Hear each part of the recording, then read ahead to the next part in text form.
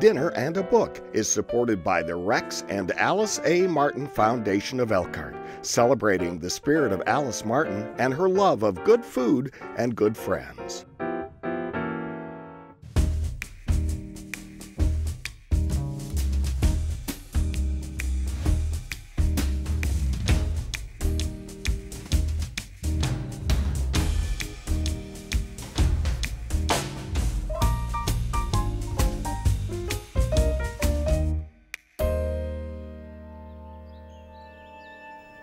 Many of us learned Christian Cooper's name when he suffered a racist attack while birding in Central Park, and it went viral. Cooper's memoir, Better Living Through Birding, Notes from a Black Man in the Natural World, describes that experience, but so much more. His longtime work as a writer for Marvel Comics, and the way birding can teach us to be better humans. I'm April Ladinsky, filling in for Gail Martin, and I'm delighted to be joined by St. Joseph County Parks interpretive naturalist, Jan McGowan. Welcome, Jan. Thank you, April. I'm so glad you said yes to this invitation. I'm glad you asked me to. I had not read the book yet, and I'm really glad I did. Oh, that's wonderful to hear. So you have described yourself as a bird nerd, and so does Christian Cooper. Yes. So let's start by defining that, and then we'll talk about what we'll be making today. Okay, a bird nerd is usually something a person declares about themselves because they enjoy watching, listening to, finding, and learning about birds. They don't just enjoy it, they're kind of hooked on it. Okay, which I can hear your enthusiasm. That infuses the book as well. And it's about birding, but it really is about so many other aspects of what it means to be human, relationships, being in the natural world, and the way paying attention to that can really help us in our own relationships. Yes. So we've got some bird-themed treats to make, so tell us what you're making, and then I'll take a turn. So Okay, so the author, Christian Cooper, lives in New York City, and Central Park is where he birds. Most of the year, it's pretty predictable and banal what birds you're going to see there, but during migration, fall and spring migration, it's a migrant trap, which means birds that are migrating at night, as the day comes, they're looking for a green space. And amidst that concrete jungle, that's going to be Central Park. So in the spring, he pretty much forgoes everything. Laundry, sleep, going to the gym, being on time for work, to get out and bird really early before work. But he does not like to bird on an empty stomach. So I have here what I call the basic birding breakfast bar.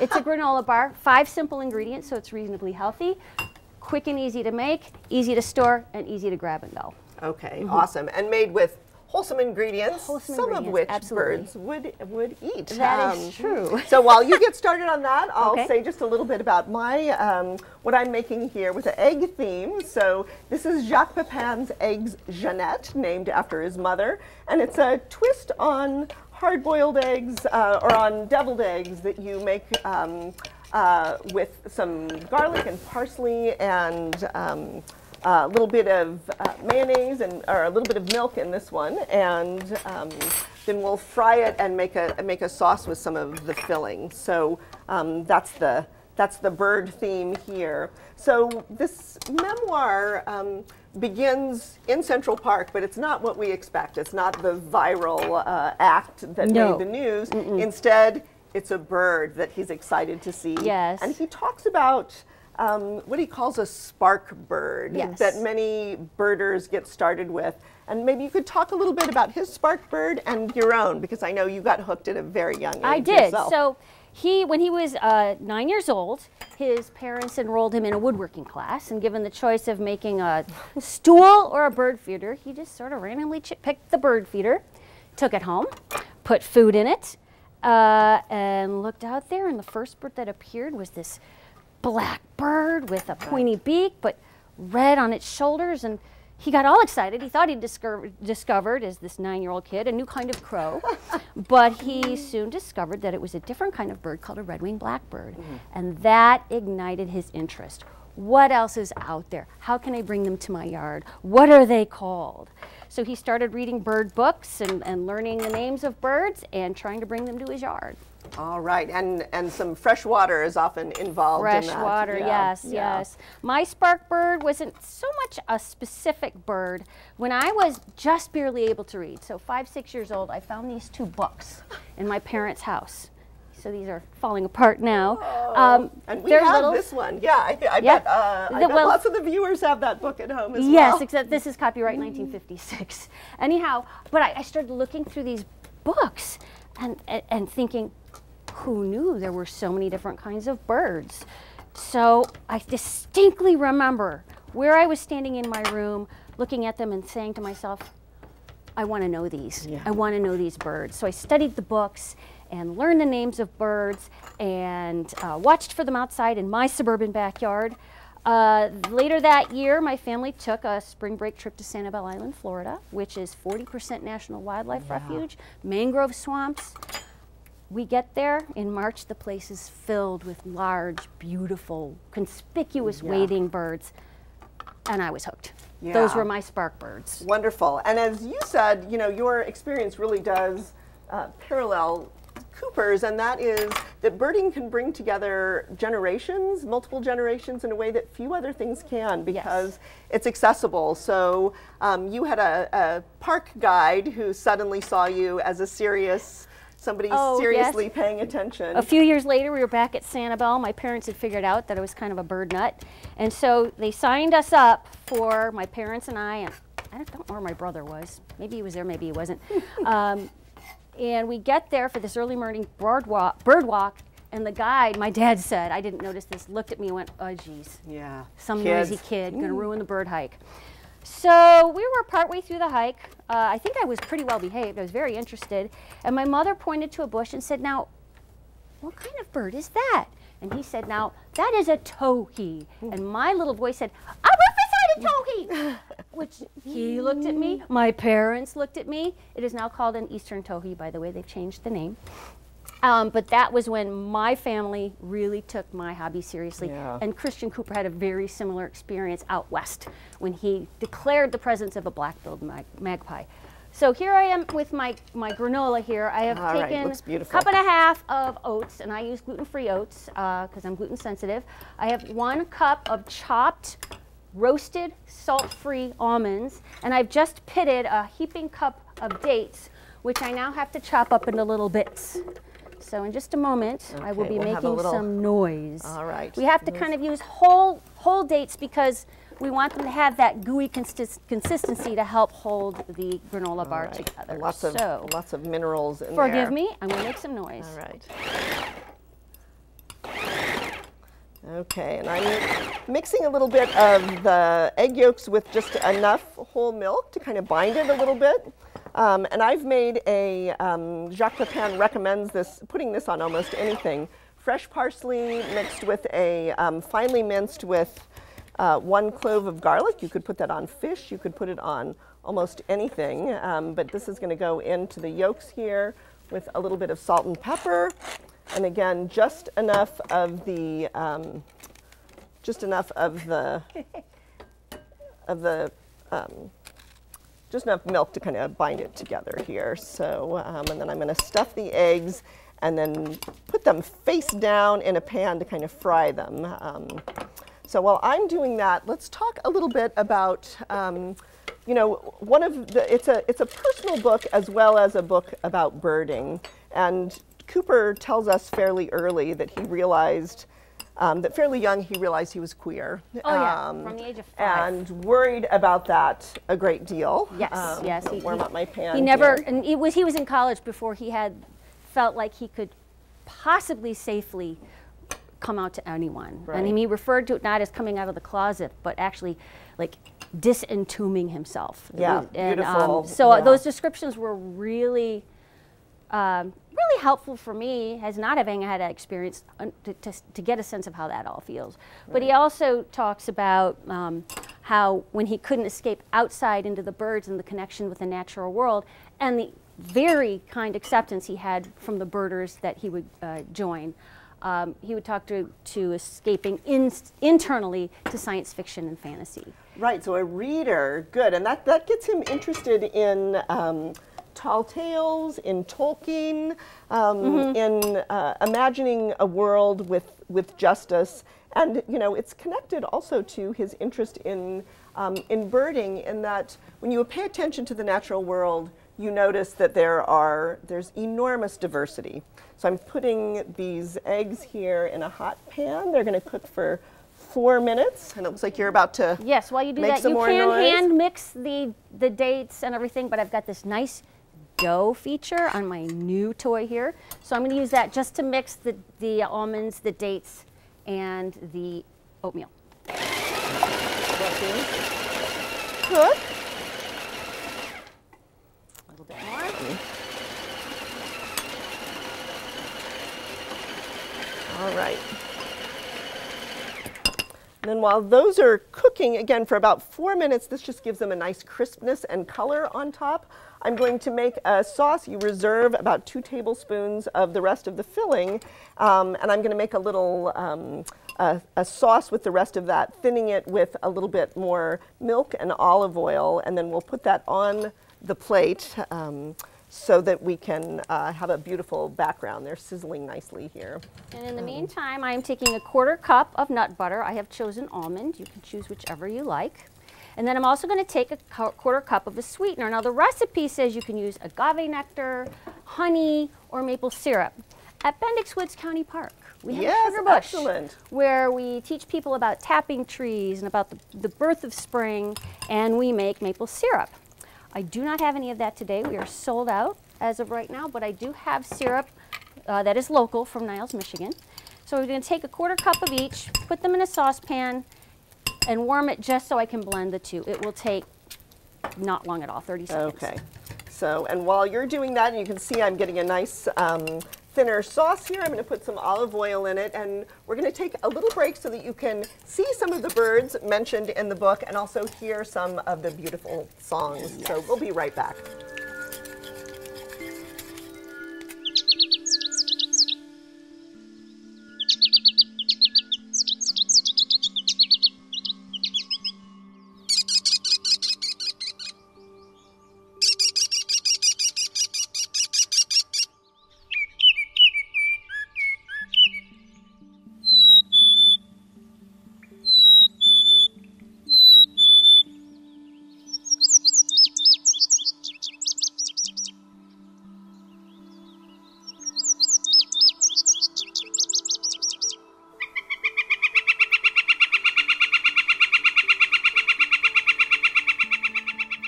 So we're getting set for our next food. Jan, how do you finish up those granola bars? They look fantastic. Very simple. The almond butter and the maple syrup melt together in about 30 seconds.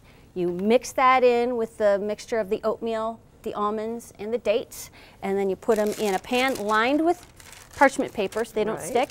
And then you get another piece of parchment paper and just very press satisfying. it. Yep, until you've got them nice and firm, and then you just stick them in the fridge for 20 minutes, and you are all set. And it looks like real food. It is real food. They're really good. Looks delicious. And the end of the eggs Jeanette, really clever strategy of reserving just a little bit of the filling to make a sauce. You can see that in 4 minutes the eggs get beautifully brown. You've got a nice little contrasting crispness on the top there, and this sauce acts a lot like a hollandaise sauce, so it'd be delicious really on almost anything. Beautiful little dish there from Jacques Pepin. And now we are making food for birds. So both of these start with lard. I've melted some over here, and I'm going to be mixing in some millet and raisins and sunflower meats. What are you doing over here, and why is lard so important for birds? If anyone tells you you should eat like a bird, please do not. Birds are metabolically very active. They have a body temperature of 105 degrees. Flying takes a lot of energy, and especially in the winter, just to keep their body temperatures warm and keep them from starving to death, they have to gain about 10% of their body weight every day just to get them through the night. So these foods that we're showing today are really good cool season foods. You don't want to put them out in warm weather because that stuff could melt and weigh down their feathers. But calories, fat, very important. So I have here solidified vegetable oil. I also have peanut butter, which is also high in fat, with some protein. And while you're melting and mixing, I'm going to take my beater and just combine these two. All right, and this is just a, once you mix everything together, couldn't be easier. I've put this in a little pan lined with parchment and chill it or freeze it, and then it will be exactly the right shape to fit into a into a suet feeder, which I will do a little, well, I can do that right now here. So you can see this will be easy to put out for the birds. And if you've ever wondered what goes into suet, now you know what to feed the birds. Yes. And I'll move this aside and chill it. So I've what taken are you equal adding parts there? peanut butter, equal parts of that solidified fat, and then maybe equal parts plus some of some cornmeal just to turn it into a dough, something that you can handle and spread. And then, if you like, you can do additives that will bring the birds in as well. Birds will eat even just this, but I'm going to be adding some sunflower meats and a few shelled sunflowers. Sunflower is a really good bird food. Right, it's 37% protein and high in fat, so it checks a lot of boxes.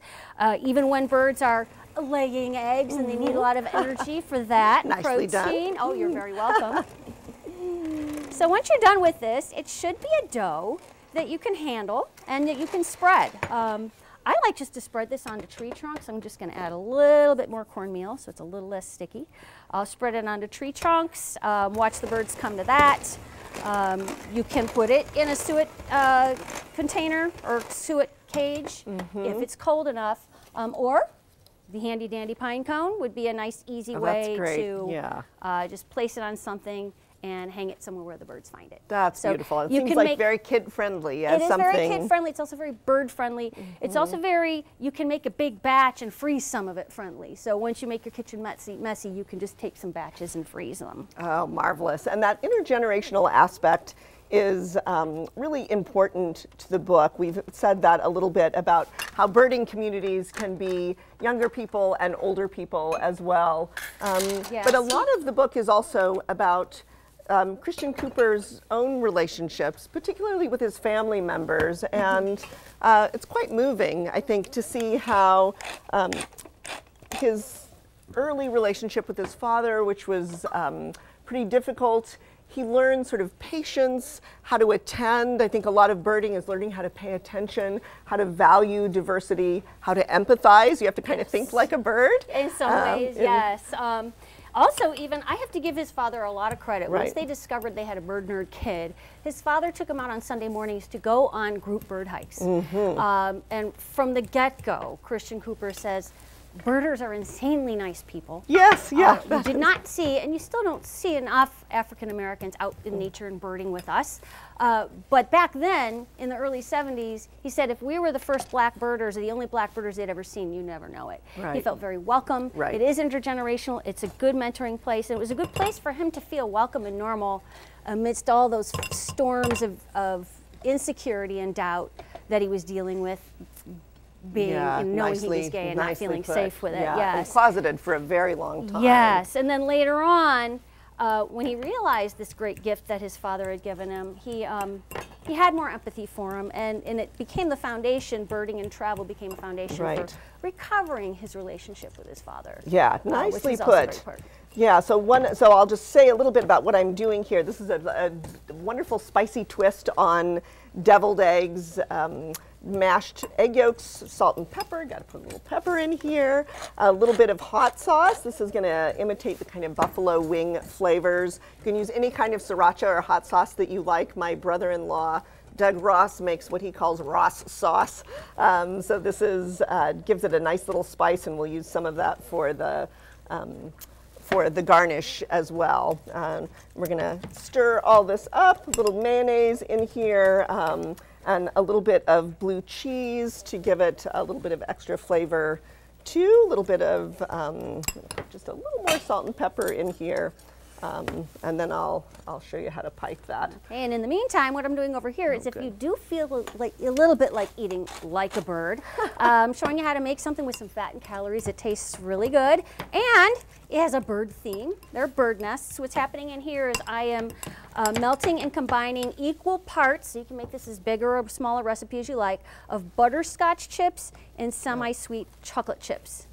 And as soon as I have that all melted out, I will be pouring them over just about 2 parts chow mein noodles and covering those well, and that will give it that bird nest look. All right, and that seems like a great thing for kids to do. And I'm going to add just some very finely chopped celery to this as well. So in some of the second part of the book, he does actually take on the viral, that awful experience in Central Park that went viral, and he includes a lot of history. I think the challenge of being a black man in a natural space, part of the title, is also just the challenge of being black in America, and there's a lot of history that he works in there. His experience in Central Park happened the same day as the George Floyd murder. Right, just a few hours before. Right, so there's a lot to reflect on. And what happened with that was simply, it was really a dispute over whether or not this woman should leash her dog, which rules in Central Park for a number of reasons, but rogue dogs just do a number on the vegetation, which ruins the habitat. And so she threatened to call the police. He said, please do, you'll get a $200 fine. And she said, oh no, I'm going to tell the police that there's an African-American man threatening my life. And in fact, she did do just that. She did, but you know, it did give him pause, but he decided he is not going to let himself be an instrument in his own dehumanization. At the time, he was videoing her behavior until she would leash her dog. So there's 69 seconds of video of him recording her behavior until she leashes her dog. That's what went viral. And the coincidental timing really just emphasized sort of the whole difficult, ugly background of why that was a ploy she might choose. Absolutely. As inappropriately as she did. He recommends, of course, not letting your pet cats outside. There's lots of ways we can take care of birds. So I'm going to just use this little clever strategy of cutting the corner off a little Ziploc bag here in order to fill these. And I'll show how to top one of these now. So you add just a few, little hot sauce first. Let's see if I can do this with a spoon. And then a little bit more blue cheese crumble and some little celery leaf. It makes these very, very adorable. They look really outdoorsy. They are cute. So tips for people who might be interested in starting to be a birder? Oh, it's very simple. Step outside wherever you live. Birds are everywhere. Okay. That's one of the joys of that. Wherever you are, they share our human space because they have that advantage of vertical escape. Okay. We can also see them. They're big enough for us to see. We can hear them. So if you don't even know the difference between a crow and a blue jay, if you get out and enjoy their behaviors and enjoy what they're doing, you just start to pay attention. You just find joy, yes. And just to finish these nests, I'm putting them in a lightly greased muffin tin, adding a little bit of edible grass. Great. And then you can either do robin eggs, or if you're worried about choking hazard, you can use little eggs like Jelly Bellies. Beautiful. And we'll take a little break here. You'll get to hear some of Christian Cooper reading from his book. We'll be right back. And with a little help from my friends, I find the right spot in the right tree, lock onto the motion among the leaves, and raise my binoculars with hands shaking with anticipation. A bird, slate blue and yellow and smaller than a sparrow, moves from branch to branch with a pump of its tail. I see a unicorn come alive before my own eyes.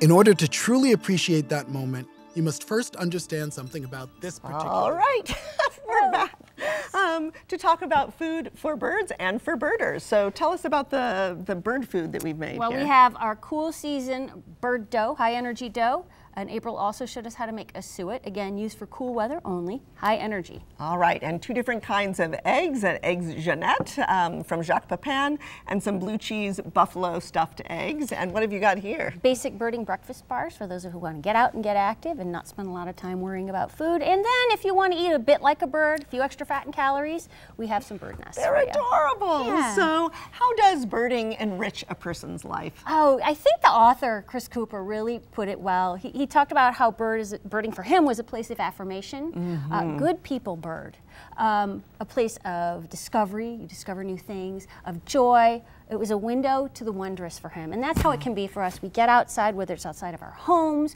or out to our park systems, like the St. Joseph County Parks, and anywhere else in green spaces. And green spaces are healthy for us, whether we know the name of the birds or not. You can make it what you want it to be, but it should be joyful and relaxing.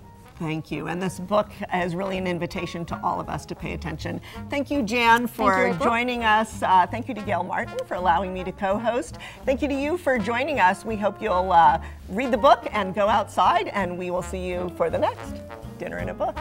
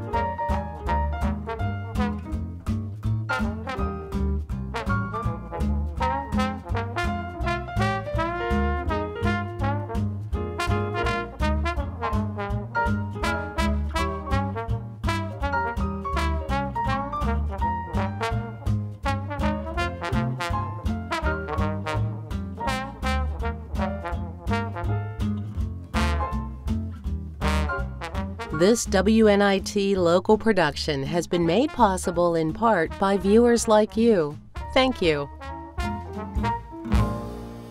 Dinner and a Book is supported by the Rex and Alice A. Martin Foundation of Elkhart, celebrating the spirit of Alice Martin and her love of good food and good friends.